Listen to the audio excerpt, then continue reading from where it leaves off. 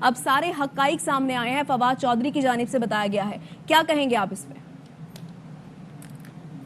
بالکل، یہ کچھ چیزیں تو بہت پہلے ہم دے چکے ہیں، میڈیا میں آ چکی ہیں، لیکن کچھ انہوں نے نئی انویسٹیگیشن جو ہیں وہ شیئر کی ہیں پبلک سے، اور اس کا منبع جو ہے وہ انڈیا اور انڈین اوریجن اور انڈیا کی سرزمین استعمال ہوئی، انڈیا کے شہری استعمال ہوئے، اور انہوں نے یہ سارا ایک پلاٹ تیار کیا.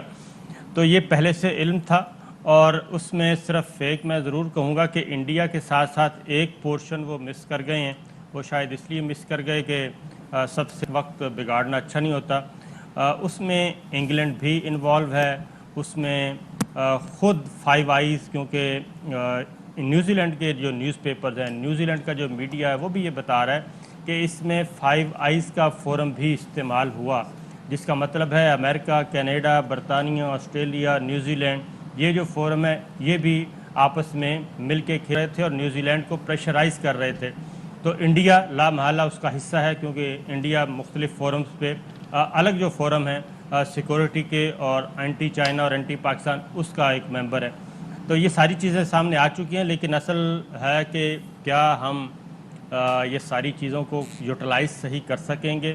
اور اس کی وجہ یہ ہے کہ انگلینڈ کے بعد اب آسٹریلیا نے بھی ہمارا یہ ٹور جو ہے پاکستان کا وہ کینسل کرنا ہے، اور یہ ساری چیزیں جڑی ہوئی ہیں ہماری افغانستان کے ساتھ، جو افغانستان کے معاملے میں جو ہماری خارجہ پالیسی تھی اس سے، اور انڈیا کو جو مار پڑی ہے افغانستان میں، انڈیا کو بھی اور انٹرنیشنل فورسز کو بھی.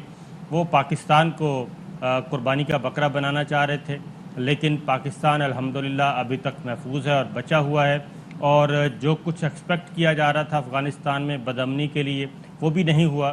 تو اب انڈائریکٹلی اس کو آپ یہ بھی کہہ سکتے ہیں کہ کولڈ وار جو ہے وہ سٹارٹ ہو چکی ہے. تو یہ کولڈ وار کے طریقے ہیں کہ پاکستان کو کس کس فیلڈ میں نقصان پہنچایا جائے، کو ہائی سیکورٹی رسک زون میں ڈالا جائے، اور اس کے بعد اس پہ کچھ ایسی پابندیاں عائد کر دی جائیں کہ جس سے پاکستان عالمی طور پہ بھی نقصان ہو، اور عالمی سطح پہ بھی اس کو آئسولیشن میں ڈالا جائے.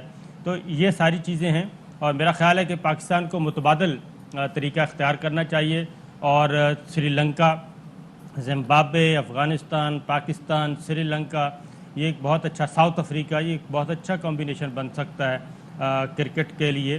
اور کیونکہ ایک طرف گورے اکٹھے ہو رہے ہیں، دوسری طرف دوسرے جو ایشیائی ممالک ہیں، افریقی ممالک ہیں، ان کو اکٹھا ہونا چاہیے اور متبادل ایک اسٹریٹجی اختیار کرنی چاہیے، کیونکہ یہ black mailing from the first day چل رہی ہے.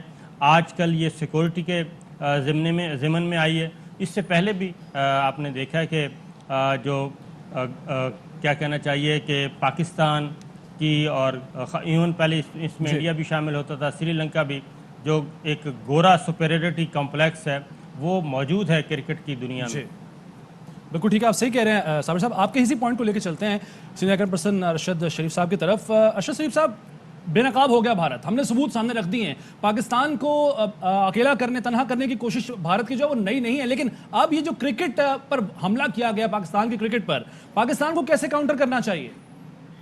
جی بالکل، آج جو انٹیریئر منسٹر شیخ رشید اور انفارمیشن منسٹر فواد چودھری کی پریس کانفرنس تھی، اور جتنی چیزیں سامنے آئی ہیں اس سے ایک چیز تو بڑی واضح ہے کہ ایک دہشت گردی کا کام کیا گیا، اور باقاعدہ طور پہ جسے سائبر ٹیررزم کہتے ہیں انڈیا کی طرف سے. اور سیبوٹاج کیا تھا، نشانہ کیا تھا، کرکٹ سیریز تھی پاکستان اور نیوزی لینڈ کی.